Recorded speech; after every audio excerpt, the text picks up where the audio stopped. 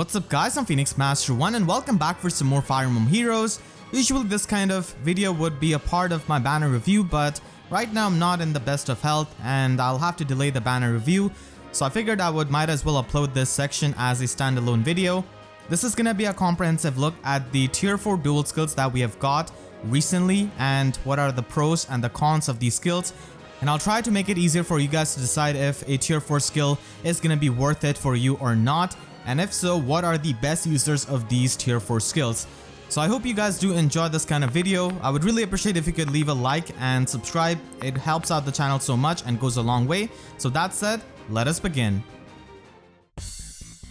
Right now, as of making this video, the only two tier 4 dual skills that we have got are R Duel Infantry on Azelle and B Duel Flying on Erinys. These dual skills help you in Colosseum game modes like Arena by increasing your BST up to 180 if you are a non-mythic or a non-legendary unit. If you are a legendary or a mythic unit, then it will only increase it up to 175 BST. So this pretty much allows you to have a better score on your unit in those game modes where it really matters. These tier 4 dual skills are no doubt an upgrade from the tier 3 versions because these also give you extra stats, so that is really amazing.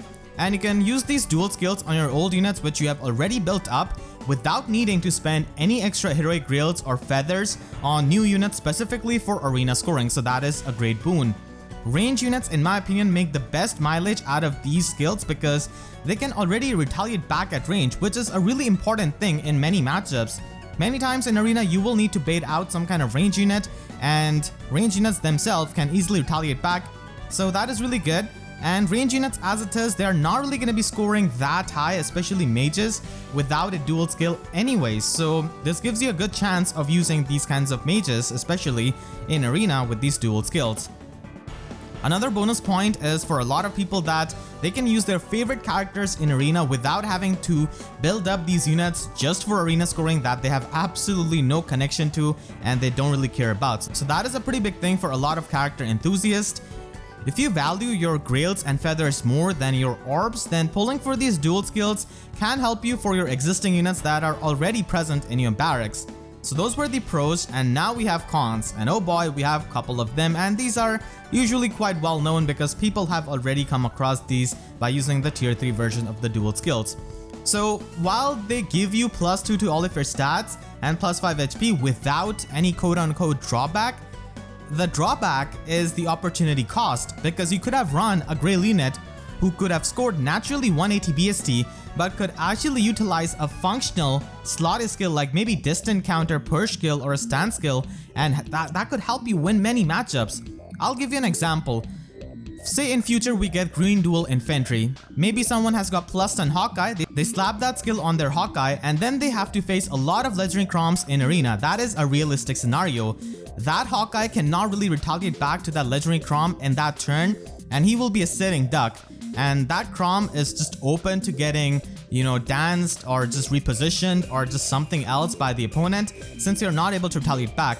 Now if you had Ninja Hana who can naturally score 180 BST without any kind of dual skill, she would run distant counter and take on legendary Chrom, and most of the time just kill legendary Chrom in that same round of combat. So that way you could reduce the pressure in that same turn by taking out that really threatening range unit. For example, Duo Sigurd is a pretty common cavalry dancer, and because he's a duo unit, he's having the dual effect, so he'll appear a lot in arena, and because of his extended range, a lot of times you could bait him out and kill him before he dances stuff and causes chaos for your team. So if you're running a dual skill in your slot A and if you don't have distant counter, then you don't really get to kill Duo Sigurd in that same round of combat to get rid of that dancer right then and there. And this is gonna be a realistic scenario which is gonna be happening quite a bit. While these skills can help you score better in arena, they are not always gonna be as useful as actual slotted skills that can ultimately help you win arena matches by making your matchups better against a lot of meta threats like legendary Chrom, legendary Leaf, Ninja Lin, Duo Lift now that we have got. So that is a realistic scenario because arena is not all about scoring, it is also about winning the matches. If you don't complete your arena streak and you run out of Duel and Crest, you're not going up the tier anyways. So that's why it is not recommended to run a lot of armored units, even though armored units score really well in arena. Try running a core of Valbar Winter Felix, and Flame Emperor, and you will have a miserable experience in Arena. I can absolutely guarantee you that. So that's why winning the matchups against these really power-crept and new legendary and duo units is just as important as trying to score higher. Speaking of scoring, their SP cost is 300 SP, which is a bit disappointing to me. It is the same as tier 3 Duel Skills. In my opinion, if this was 350 SP, this would have helped a lot of units who have preferred weapons in terms of scoring. But because it does not, it is a bit disappointing in my opinion because it's just a tier 4 skill with the same SP cost. Keep in mind that you will have to spend orbs on these skills even if you can spark them like on this genealogy banner, because you will have to spend about 135 orbs plus all of your summoning tickets, assuming you pull on full circles, to spark a dual skill unit. And you can only spark once. If you wanted both of the dual skills, then you would have to gamble it on the gacha. So keep in mind, if you value your orbs, then this is gonna be a bit hard for you to commit to, because maybe you're saving your orbs for like a favorite character or like a merge project or a skill which you really want. So spending orbs, especially as a free-to-play player, can definitely be a pretty annoying thing for these dual skills, which are mainly gonna be useful in the arena game mode.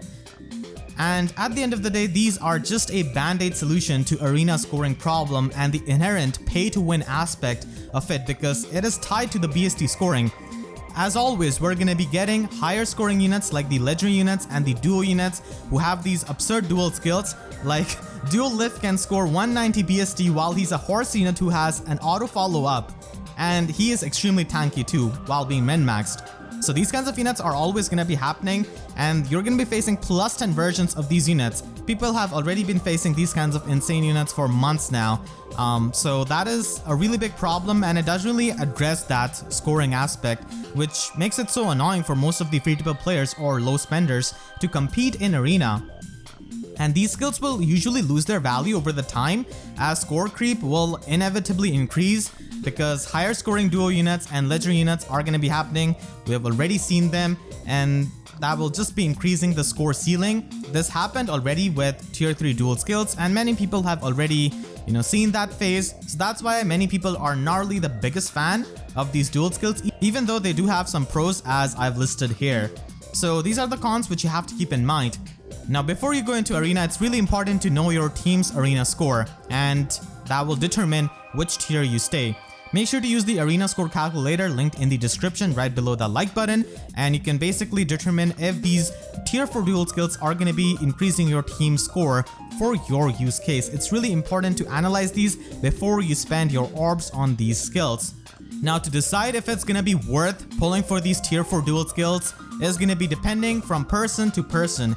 Everyone's definition of something being worth it, especially in FEH, is subjective. For many people, it is important to have every single arena crown. For many people, it is really important to get every single orb or trade fruit that they can get out of arena. For many people, it's important to always use their favorite units. For many people, it is always important to make sure that they can just get by using whatever resources and skills they have and whatever units they have, and they don't have to build up new units. So it really depends on, a person's definition of if it's gonna be worth it or not. But we could look at the data just to make it a bit easier for you to decide. In any kind of investment, you have to keep in mind the ROI, the return on investment. There are so many game modes. As a free-to-play player and even as a low spender, there are only so many game modes that you could invest into: Ether Raids, Arena, Resonant Battles, and whatever. So it's really important to gauge if the investment that you're trying to make is going to be giving you results which you consider worthy or not. As I said, for some people this may be worthy, for some people it may not be. So in tier 21 arena, in a year you're going to be able to get 52 crowns and 260 trade fruits, and you're also going to be able to get 260 orbs. But if you're in tier 20.5, which is being in tier 21 every other week, basically transitioning from tier 20 to 21 and then coming back from tier 21 to 20, you're going to be able to get 26 crowns and 208 trade fruits and also 234 orbs. And if you're just talking about staying in tier 20, then you're of course not going to be able to get any of those shiny PNGs of the arena crowns. You're going to be able to get a bit less of trade fruits and also a bit less of orbs. Now keep in mind, these tier 4 skills are not there for whales. They already have their plus 10 merge 190 PS2 duo units and their legendary units for every single season. That is not for them. They can easily stay in tier 21, which varies depending on the blessing seasons and bonus units, and they have to invest quite a lot into them. So there are other things which, whales and people who stay in tier 21 have to invest into. These tier 4 skills are going to be mainly for the people who sometimes want to stay in tier 21, or they want to stay in tier 20.5, or they just want to future-proof their position in tier 20 to just get the consistent rewards. So let's take an example of a free-to-play player. They are staying in tier 20 and they are getting 208 orbs every single year. So is it going to be worth it for them to spend 135 orbs plus all of their summoning tickets to get a dual skill to only get 26 extra orbs in the entire year? Now again, it's going to be depending on the person's definition of it being worth. You have to consider all of the resources you're going to be putting into a game mode in FEH, because as I said, you could only invest into so many game modes as a free-to-play player or even as a low spender. So that kind of data is really important to keep in mind, and I feel like this can definitely give you a perspective on helping you decide if you should go for the tier 4 dual skills or not. For the most part, for most people, tier 20.5 is the most comfortable spot because you don't have to try hard as much, you don't have to face as many power crept units as you'd face trying to stay in tier 21 arena, and you also get some pretty nice rewards and some crowns, which is definitely pretty good for a free-to-play player. I personally try to stay in tier 20.5 and I've got a good amount of crowns, I think, and I have only done this by using the launch units Pala, Gwendolyn, and Nino. I haven't really invested into any Grail unit or any legendary unit for arena scoring, and I was able to get a lot of crowns. At first, crowns were easier to get because in tier 21 you could stay, but as time went on, it became harder and harder to stay in tier 21, and now it's even harder to even enter in tier 21 many of the times depending on the seasons and the bonus units. So I just try to stick with tier 20.5 because it doesn't give me that much stress and it also gives me decent amount of reward, so it's a good trade-off in my opinion. Again, it depends on the player what you decide, which tier or what kind of rewards you are trying to aim. But I'll just say this one thing, FEH always tries to make people think that they need to get max rewards in every single game mode, but trust me, the difference is not that big. You don't need to get every single top reward from every single game mode to have fun in game. Maybe for you it is fun, again it is subjective, but for most people you don't have to aim for that. So consider how many resources you're going to be trying to invest into this and how much rewards do you value which you'll be getting out of this investment. So that was my analysis on tier 4 dual skills. If it's worth it or not, it is for you to decide. I've shown the data, I've shown the pros and cons, my opinion personally, what I'm going to be doing. So you can use all of that information to come to your own conclusion, and that is the best kind of conclusion which you can reach, which is on your own. Now let's go over some of the units which you could run with the dual skills. It is really important to note that Azelle comes with Duel Infantry 4, and if you already have a unit who has got the tier 3 version of the Duel Infantry skill, then you could inherit Rally Up Speed Plus and Joint Hone Speed at the same time, which is absolutely amazing, so make sure to use that if you already have a unit with Duel Infantry. Now let's go for some of the units who can use these skills really well. In my opinion, the range units are the best candidates for this skill. Range units make arena so much easier, and as I said, it's not like they're gonna be able to score this high anyways. Even like the newer mages cannot score this high. Yeah, we have got Null, we have got Miranda, we have got newer units, but they don't really have these kinds of weapons like these older Gen 1 units have because of their weapon refine. In my opinion, the best infantry red mage to invest into for Duel Infantry is Arivs. Reason being is that he's offensive and he's supportive. Balflame's supportive debuffs are going to be activating every single turn, and it has got a massive range, so he's going to be debuffing -5 attack and resistance with his massive range, and then his weapon refine is basically a broadleaf fan, so he gets more power depending on more penalties on the opponent. So you get innate debuffs, and you can also use something like a feint skill, and Arivs can hit extremely hard.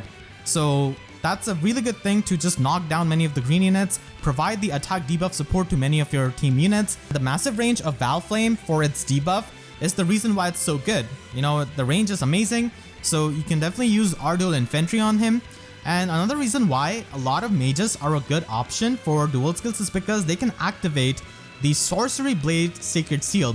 It's a really underrated Sacred Seal, but it can really change a lot of the matchups For example, if you're facing a Brave Dimitri who has very high defense, he already comes with sturdy impact, and he comparatively has very low resistance. So if you have a mage on your team and the unit which you're facing the Dimitri with has got Sorcery, Blade, Sacred Seal, they will pretty much get the adaptive damage and target his resistance, which is going to be improving your damage output. You could also use Infantry Hexblade as a Slotsy skill, or if it ever becomes a Sacred Seal. So it is a rare skill to get because it's only present on 4-star Zane, but still it's an option, and that's why mages can be a really good option to flip some of the matchups in your favor, even for your physical units. So mages have a lot of mileage out of these skills. Tharja is another really good unit. Tharja's Hex does provide you with that support in 2 spaces by reducing the attack and speed of the unit, but still it doesn't really have as massive of a range as Arivs. But Tharja's debuffs are in combat, while Arivs' debuffs are visible debuffs. So you could use that with Null Follow Up, and she can just break through many of the units who have Weary Fighter or Follow Up Negation skills. And in my opinion, Arivs is still going to be having better damage output and consistency because lull skills are pretty common. Tharja is a Bladetome unit, and lull skills just completely ruin these kinds of Bladetome units.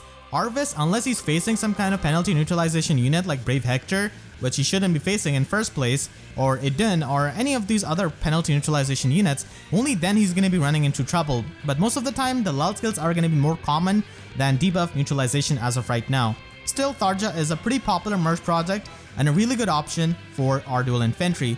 Lilina does not really have the speed of Arivs or Tharja, but she can definitely hit pretty hard. So we're going to be trying to focus on one-shotting units, so just put everything of her into her attack stat. Iago is also another red mage that you could use, but not for his offensive capabilities, but actually for his support capabilities. But unlike Aversa, Iago actually can hit hard and can do damage. Aversa's damage output isn't really all that stellar. Iago, on the other hand, does have respectable base attack. So even if you go with plus HP IV, he can still hit hard, and plus HP IV is really important for his tome. Sudden Panic might be a bit redundant with his Tome's effect, but keep in mind, on the even turns, he's not going to be able to inflict the panic. Instead, he inflicts the guard effect.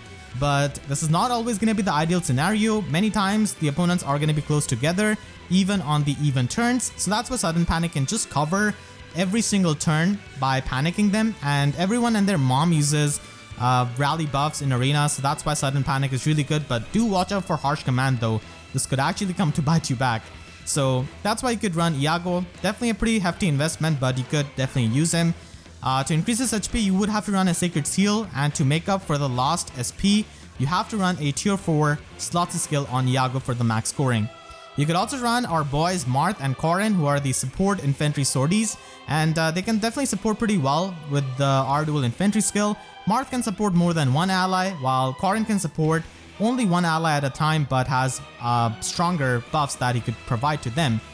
You could also use some units which are actually pretty good. They're not really supportive units or range unit, but still they are really good on their own. Seliph is one of them. Seliph has got Divine Tearfing, which gives him immense amount of defense and attack, and has got auto follow-up built into it. Combine this with null follow-up, and this makes for a really good Brave Edelgard, Legendary Edelgard counter, and he can easily take them on. Ruptured Sky, a 2-turn cooldown, is going to be helping you a lot. And as someone who uses Seliph a lot, pretty much every single day for most things, I can definitely vouch for Seliph. He's a fantastic unit, really underrated unit. So he's a good candidate for our Duel Infantry. A lot of people might be asking me, you know, if I'm trying to pull for our Duel Infantry for my Seliph, and my answer is not right now, because I value my orbs more than Heroic Grails or Feathers right now, because I'm trying to save up for Triandra, for our Hero Rises event, and also for the Fallen Banner, which is going to be happening next month. So right now I'm saving my orbs, and as I said, Duel Skills are for you if you value your Grails and Feathers more. I don't right now, so that's why I'm not really going to be going for the our Duel Infantry for my plus 10 Seliph. Same goes for Mass Lucina. She's also a really popular merge project, and Seal Fashion Weapon Refine is actually really good, and the Dragon Effective Weapon is also going to be helping you quite a lot against a lot of the dragons. So you could run her with Spurn as the damage reduction skill, and the extra stats from our Duel Infantry definitely help you. Alfonse, even though we cannot really get merges on him, he is often going to be a bonus unit. Askr Trio are always rotating in Arena as bonus units, so investing into them with your dual skill is not a bad option if you hate building up bonus units every single week.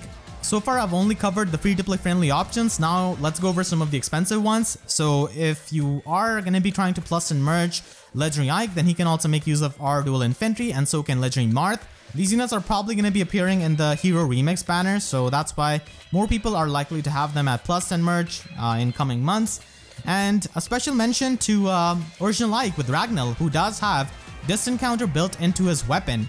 So our Duel Infantry can help him with his damage reduction build, especially with Respledent stats.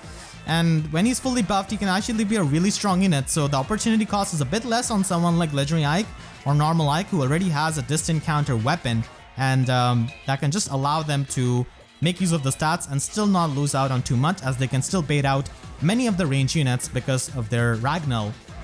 Now let's go for Blue Duel Flying. So Erinys does come with Blue Duel Flying 4, and you could also inherit Attack Defense Drain or Harsh Command Plus at the same time if you already had Blue Duel Flying 3 on your unit, so that can help you. Unfortunately, she cannot really inherit all 3 skills like Azelle, but still, that's an option. So Cordelia with her Respledent stats does enjoy Blue Duel Flying, especially because it gives her more attack and speed, which she loves, and Dive Bomb can just allow her to consecutively hit 4 times, which is really amazing. On a budget, you could definitely run some other slot B skill, but you know, Flyers don't really have many slot B skills to begin with. Valter is actually a pretty good option because Curse Lance has got Guard Effect, which is fantastic as a defensive skill in Arena, where everyone and their mom has some kind of special acceleration, so that is really good. And he can also run Guard Bearing, which can give him the damage reduction, and Ruptured Sky becomes a 1-turn special, so he could retaliate back with it. So that is really good, and he can get pretty fast, he can be pretty bulky as well, so Valter is actually a really good Grail option for Blue Duel Flying. Naysala is also another really strong Grail option because of his 3 movement, so mobility is always appreciated in Arena, so having more mobility in someone like Naysala is always going to be helping you.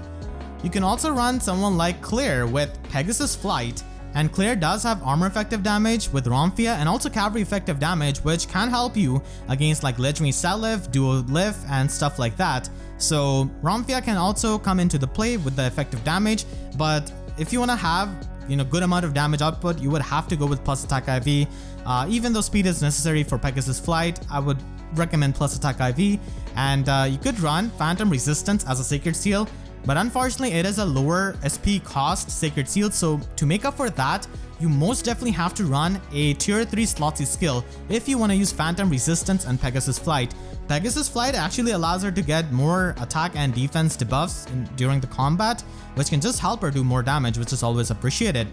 A semi-rare unit can be Summer Loot. She was a Forcer focus unit on the Summer banner, so if you plus and merge her, then she can actually be a really good option because she can teleport with aerobatics, and as I said, more mobility is always nice in Arena, where you're forced to run these rally skills and stuff like that. And Guidance can also help your other units just traverse, and Guidance is especially really good if you have armor units in your Arena core. So Summer Loot can be an option, and Guidance can be run on any of these Flyers, to be honest. I just went with a more offensive route basically with these, but Guidance is a support option. And finally, Naga is a mythic unit that you could use with Blue Duel Flying. She can provide you with the guidance support and also Divine Fang buff, which is definitely going to be helping you quite a lot in dealing with a lot of the dragons. And because Flyers don't have a lot of slot B skills, I guess Dull Close can be an option. So I hope you enjoyed this video. I want to thank all of my YouTube members for their constant support, and if you enjoyed, then please be sure to leave a like and a comment, helps me tremendously, and be sure to subscribe and hit the notification bell because YouTube sub boxes are about as broken as Arena's scoring system. So that's it, I'll see you guys next time. Thank you so much for watching and have a great day.